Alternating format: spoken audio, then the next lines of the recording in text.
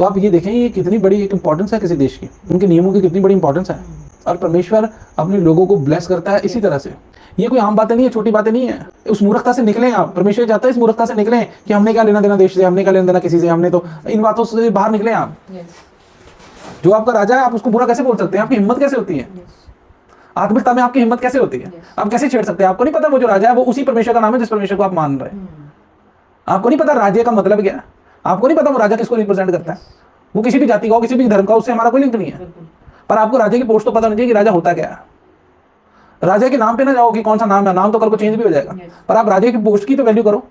जब हम एक मैन ऑफ गॉड को देखते हैं, वो पास्टर है तो वो पास्टर है, उनके एज अ पास्टर उनकी वैल्यू करते हैं, प्रॉफिट की वैल्यू करते हैं, परमेश्वर के ट्राई हुए पोस्ट है वो। एक विश्वासी के राजे को कैसे बुरा बोल सकता है, और खुद के देश के राजे को? फिर आप किसको अच्छा बोलेंगे? दूसरे के देश के लिए तो आपके पास अधिकार ही नहीं है। जब आप उनके आप रहने वाले नहीं है, आप उनकी प्रजा ही नहीं है, आप उनको कैसे राजा बोल देंगे? और अपने राजा को आप बुरा बोली जा रहे हैं, आप किस तरह के विश्वासी हैं? इसका रीजन ये है क्योंकि जो आपने ज्ञान संसार में प्राप्त किया ना, उस संसारिक ज्ञान को आप एनालाइज करके एक राय बना के उस चुने हुए व्यक्ति के बारे में बोलते हैं, और आपको ये नहीं पता चलता कि वो राजा की पोस्ट पे है। और जब आप राजा की वैल्यू करते हैं ना, आप परमेश्वर की वैल्यू करते हैं। जब आप राजा को इंपॉर्टेंस देते हैं, आप अपने परमेश्वर को इंपॉर्टेंस देते हैं। हमें नामों से कोई लिंक नहीं है हमारा। हालेलुया। क्या आप ये जानते हैं यूसुफ की लाइफ में राजा की क्या इंपॉर्टेंस है?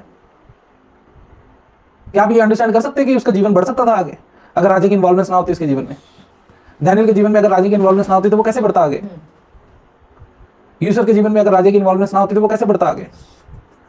हायर पोस्ट के अलावा कौन किसी को चेंज कर सकता है? हालेलुया।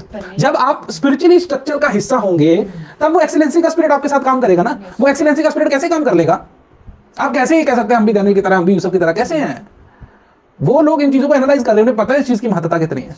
आप अपने राजे को बुरा बोली जा रहे हो और आप कह रहे हैं एक्सीलेंसी का स्पिरिट हमारे साथ प्रभु काम करे तो हमसे कार्य ले। प्रभु चाहता है कि वो तेरा इस्तेमाल करे राजे के प्रति, देश के प्रति। तुमने अपनी एक राय बनाई हुई है अजीब सी, फिर तुम उस स्ट्रक्चर को फॉलो नहीं कर रहे हो। ये एक स्ट्रक्चर है, देश एक स्ट्रक्चर है।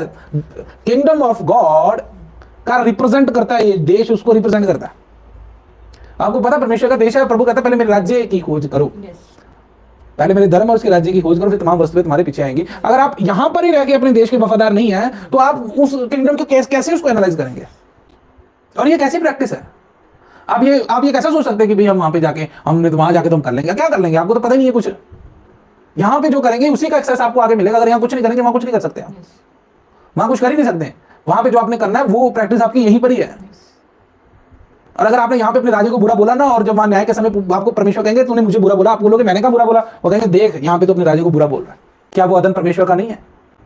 वो प्रभु का लगाया हुआ नहीं है? परमेश्वर ने आदम को अदन में नहीं रखा उठा के? तो ये पृथ्वी पे किसने रखा हमें? इस देश में किसने रखा हमें?